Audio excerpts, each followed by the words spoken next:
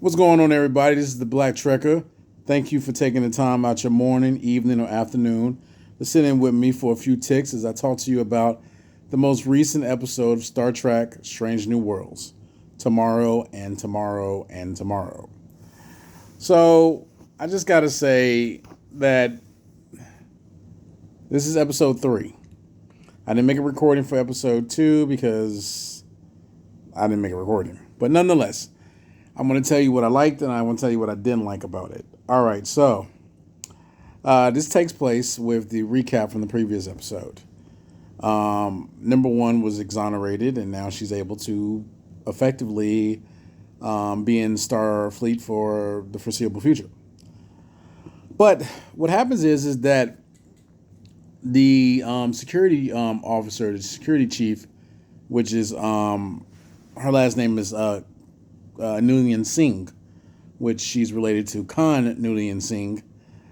She's kind of like his distant relative by like 150 years. And so, with that being said, she's in a corridor and she observes an unknown man with, I want to say, like 21st century clothing on. And he has a wound. It's a gunshot wound. And he basically gives her a device. It's like green and it glows, and basically he's telling her that she needs to go back in time, and she has to go to the bridge, and I guess warn Captain Pike about what transpired. So he expires, and then he just disappears. And when I saw that, I was like, okay, so he must be a temporal agent from Starfleet. And so she gets to the bridge, and when she gets to the bridge, actually, before she gets to the bridge, it's like this wave that goes over her. She gets to the bridge, and it's no longer Captain Pike. It's Captain Kirk. Captain James T. Kirk, to be exact. Because there's also another Kirk named Samuel Kirk. Nonetheless, she gets there. He turns around, and he's like, excuse me, ma'am. I don't know who you are. What are you doing on my ship? So what it transpires that she's like, listen, let's talk in private. So he's like, okay. And she basically breaks it down like, we need to go back in time. Something happened. But she's observing, before she does that, she observes that Spock and the Vulcans at large are not allies with humans. The Vulcans are currently at war with the Romulans, and Earth is at war with the Romulans, apparently. And nobody thought it was a good idea to join forces so that they could have a coalition or a federation to be able to fight the Romulans, which was dumb. Anyway, so Kirk basically tells Captain Spock, that he can't help him. He's sorry, wish he could, but humans and Vulcans don't have a good relationship. They're not allies. So anyway, he goes back to his quarters and they talk, and she's like basically like, security officer Nulian Singh is like, look, something happened in the timeline. We need to go back in time. And he's like, wait a second. We know about, temporal mechanics a little bit, and we know that, it's real to an extent. But what we're going to do is have my science department and also my chief engineer check it out. And he's like, give me the device. And she's like no. And so basically what they're doing is like wrestling, and she presses the button and they go back in time. Now, I already knew that they were in the 21st century just because of the fact that the dumpsters, and it didn't have a 1990 or 1980 vibe. So upon them walking out into the actual street, you see something related to Toronto. And then also you see the Jumbotron TVs. The Jumbotron TVs are indicative of the 21st century. And then also you look at the modern cars. So they're in the 21st century. And they're basically observing, and man, that was an hour long. Anyway, they're in the 21st century. And they observe the fact that they're sticking out like sore thumbs because they have Starfleet uniforms on. Now, the interesting thing about it is that Nulian Singh, she is from the Federation. And Kirk, this version of Kirk is from the United Earth. So with that being said, they're from two different organizations. Although the United Earth did exist when the Vulcans landed on Earth, but it was a precursor to the Federation. And so what occurred is that because the United Earth did fight they did fight the Romulans, but they also had the support of the Vulcans and then also the Andorians. And then they signed the charter and they created the Federation. So with that being said, they did have allies instead of just fighting them by themselves. Nonetheless, they change into clothes and they find out that they need money. So what they do is they go into a not thrift store. They go into an actual clothing store, and they change clothes. They have matching outfits for a time, and then Kirk changes into something else, like a gray jacket. And so what happens is that La'an, I think that's her name, La'an Nulian Singh. No, that's the first officer. She basically slips something into a person's purse. They walk out, they turn on the alarm, and then they run. They're not able to do that over and over again. So what happens is they need real money. Kirk knows how to play chess. So they're in Toronto City, and they are basically playing chess. He wins a couple of games. He amasses a considerable amount of money. He amasses at least $200 because they're able to get some hot dogs, eat that. He actually got 3 hot dogs. And then also, what happens also is that he is able to afford a hotel room for the night because it's going to get cold. And he is not from Earth. This version of Kirk, although Kirk was born in Iowa, he's not from Iowa. He was born in space on a Earth ship. So he's never been on Earth. Apparently what he was describing as Earth is, not nice. It's been attacked by the Romulans for decades, and Earth is not nice. So with that being said, humans have finally been able to fight the Romulans off and be able to start building cities again. Anyway, so they observed that finally the following day, they observed that the bridge blew up. And they meet this young woman, and the young woman, I knew that something was off about her. But anyway, she was really eccentric, and she had theories about, aliens. And it was talking about how aliens were limiting humans' growths. And so what happened was that they basically, what they basically did was they were like trying to find, and the reason why the energy seems to be out of me is because this episode was for over an hour long, and I gotta say it was not an A episode. It was like because of my ranking system is from F to A. This was more like a D plus episode. It was too long. 1, it didn't have enough action. 2, and then it had the whole romance thing in it that was garbage. 3, terrible. And then going more into depth about Khan Noonien Singh. So anyway, basically what happened was that I'm trying to speed this up. So basically what happened is they found that they was trying to be able to find the wreckage. They knew that it was from a photonic weapon system that wouldn't be created for at least another 100 so years. So with that being said, her and Kirk were basically bickering about the fact that somebody should have brought a tricorder, but unfortunately they were in such a rush, and she pressed the button all of a sudden that they couldn't find a tricorder. So now we need to find the engineer. So they looked at they went to a cafe with the eccentric woman, and she I guess they got some snacks or whatever like that. They was talking about her, talking about how she is clearly lonely, where she believes the aliens exist, but she doesn't know that they exist. And what happens is that she shows them some pictures on her tablet. And she shows one picture of a Romulan. It was old school TOS Romulan bird of prey. And Kirk recognizes that. Now, for whatever reason, the security officer, she ain't recognized that. Like, how you didn't know that? You don't know basic Federation history with the war with the Romulans? Come on now. Anyway, so they talk to her, thank you for your help, and she disappears. So they need to get in contact with a engineer. They grovel again about how they need a tricorder. They don't have a tricorder.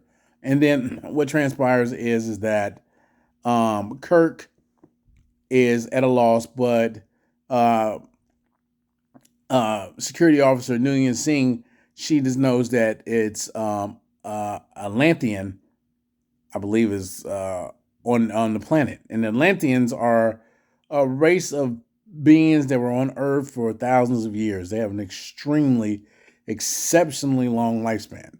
I mean, Vulcans live for like 200 years, and at best, maybe you might live to be 225. So that's a really long lifespan compared to humans, more than double. However, even compared to Atlantean, like you got Elorians. Now, in the 21st century, Guinan was on Earth. Now, Elorians lived to be like 800 years old. So at this particular moment, Guinan was like 200 years.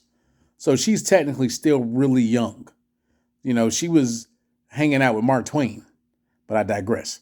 Because Mark Twain did not like black people. So that was kind of like laughable when it was in Star Trek Next Generation. Anyway, but so she was hanging out with Mark Twain. So the early 21st century, 2023, 2024, Guinan was still technically for an Elorian, a young woman. So they didn't need to go talk to her. And again, they didn't know about Guinan because this is the 22nd century, the 22nd, 23rd century. So they didn't know about Guinan yet. They didn't know about the Elorians. So what happened is that they know that the Atlantean is alive because she was an archaeologist. At least that's what she said. She was an archaeologist. And then also she was an engineer because that's what she said she was. And I mean, you ain't gonna believe Atlantean has been around for potentially thousands of years. I mean, she would have been alive when Flint was alive on Earth. And, this is for the original series. Anyway, so they try to go find her.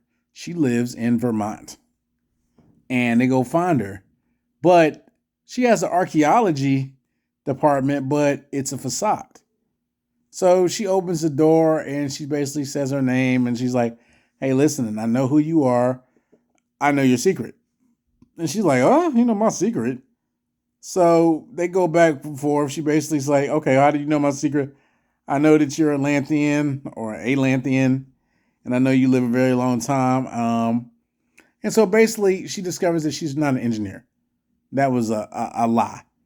Or I will say it's not a lie, but she is not an engineer yet. Because you got to remember, this is the early 21st century. When she meets, when she's on Pike's ship and she meets Spock, it's the latter part of the 23rd century.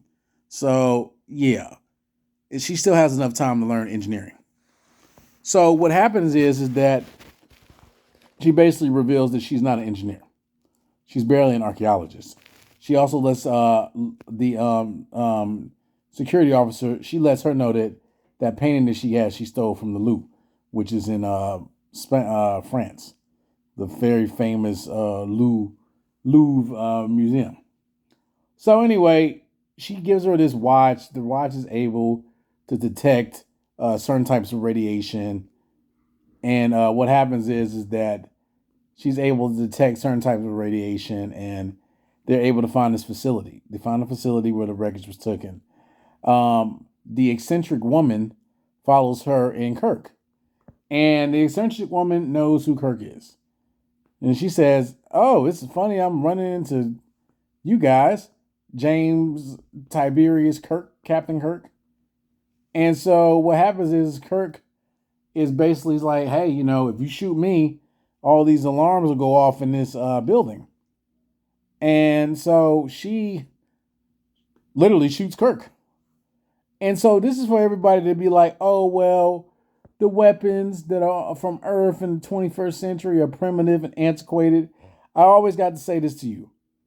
It don't matter what century you're from.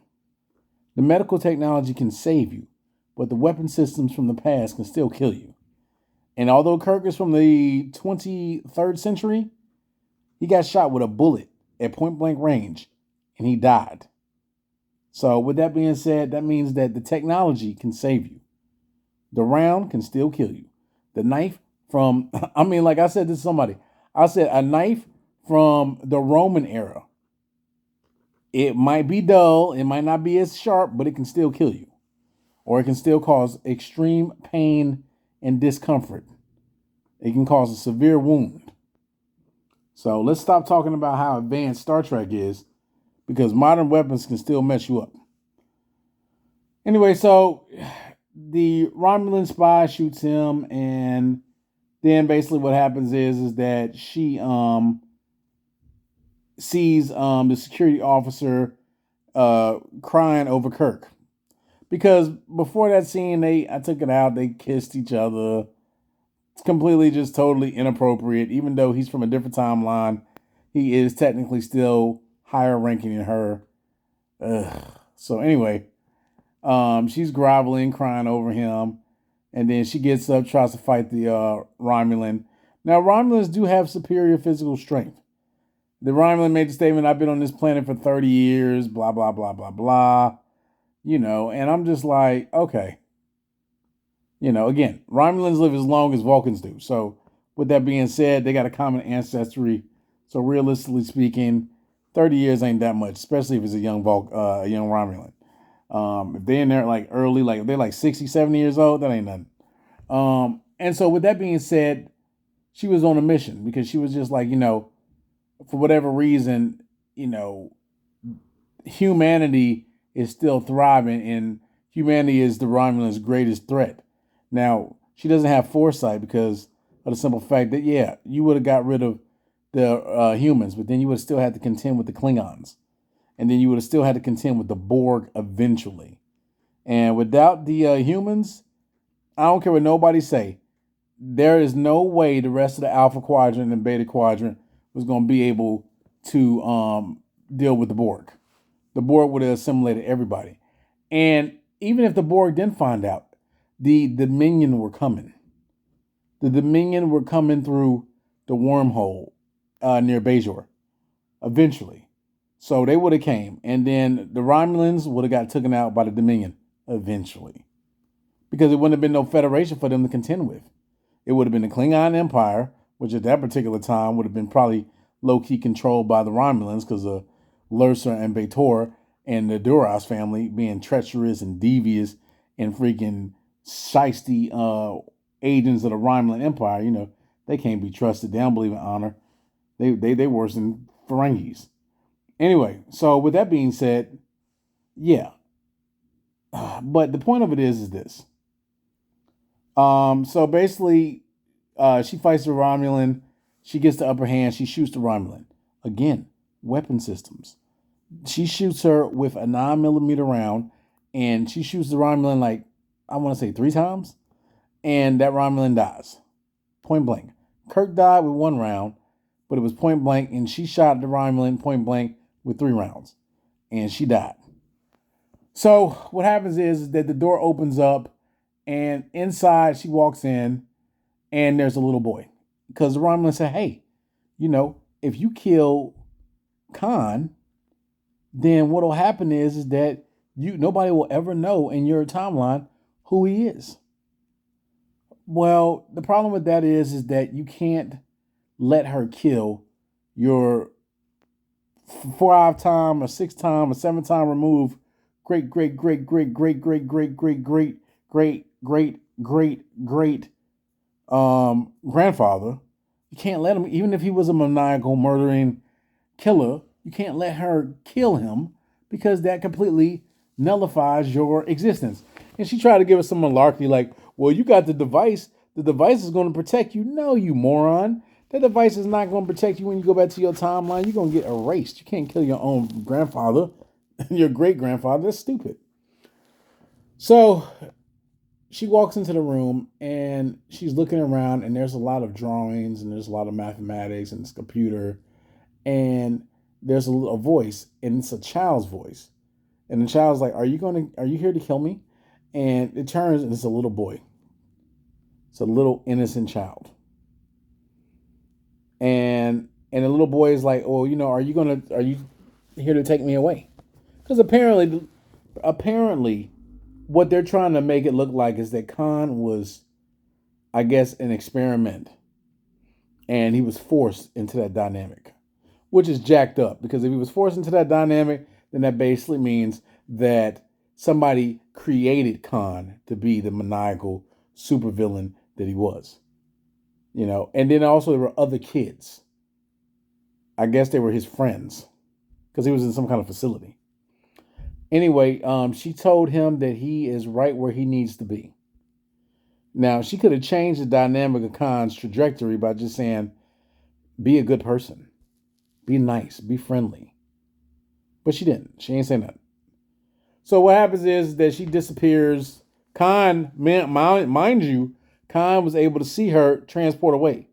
So that right there would probably change his disposition by a lot. So, and besides, Khan is also an augment, the first augment. He has a really, really good memory. So more than likely, when he encounters Kirk with the USS Botany Bay, he gonna remember that woman. That woman was his great, great, great, great, great, great, great, great, great, great, great granddaughter. So he's gonna remember her. Yeah, centuries later. And so what happens is that she is in the corridor again. She goes to the bridge. Captain Pike turns around and asks her, like, hey, what's going on? And she was like, I just had to check on something because she was still in the clothes from the 21st century Earth.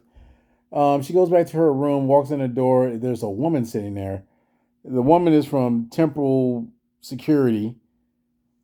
It doesn't go into depth of when or where this woman was from Temporal Security, but I had to speculate that based off of the technology that was shown by the dude and then the woman, I would say she's at least from the 25th, 26th century, at least. Because temporal mechanics didn't have the ability to go back in time. No, she has to be at least from the 26th century because of technology to be able to go back in time. To be able to go back in time because in the 21st century, they didn't have that ability. They had the ability to go and chastise officers that, perhaps broke the timeline after they reported it in their logs, but they didn't have the ability to actually just like know that it was a temporal disruption. So I would say either she was from the 26th, 27th, or 30th century. And then she basically said, hey, thanks. The security officer was crying about, what happened to Kirk. And she was like, yeah, I'm sorry what happened to your companion, but that timeline is gone. And so what happened is she was like, look, give her our technology back. So she was like, you can't talk to anybody about it. And she disappeared. And then so what happens, she gets on the bed, she's crying and sobbing. Yeah. And then she calls Lieutenant Kirk. This is before he's Captain Kirk. And she chops it up about his brother or something like that. Some cheesy nonsense. And then basically she's crying and sobbing in her bed. And then it shows a picture of the watch from the 21st century. That was long. That episode, it sucked. I ain't gonna even front. I'm not even gonna cap. It's boring. It was not a good episode. I think this episode was trash. I think they're trying to lead this up to something related to Khan, making it where we learn more about his history. And, maybe when he was developing up, when he was growing up, he wasn't such a madman thirsty for power. But, yeah. This episode was trash. The episode before this one was like a C. The first episode was good, I can't lie. That's why I made a video. But yeah, I would implore you, if you want to watch an hour of a melodrama that was somewhat decent, watch this. But if not, bypass. Look forward to the next week. With this being said, I'm about to check out Mayans. Thank you for taking in the time for your morning, your afternoon, or your evening to sit in with me for a few checks. Like, share, and subscribe. And live long and prosper. Black Trekker signing off. Oh, another thing before I forget. If you get an opportunity, Galaxy Con is going to be happening in Raleigh, North Carolina next month. on the 27th to the 30th. If you get an opportunity, they're gonna have a star-studded cast. They're gonna have William Shatner's gonna be there, Bert Spiner's gonna be there, LeVar Burton's gonna be there, Gates McFadden is gonna be there. The guy who played Captain Shaw from Star Trek Picard, I don't know his name, but I would recommend all you guys getting some tickets and going and checking it out. Also, they got like the signed autographs. You got to pay for Kirk. You got to pay like $120 to get an autograph from him. Everybody else, like LeVar Burton, is like 60. Kate Mulgrew is like 70. So more reasonable. But you know, Kirk is the big time headliner. So I would, if y'all got an opportunity, definitely go check it out. Anyway, this is the Black Trekker signing off. Peace out.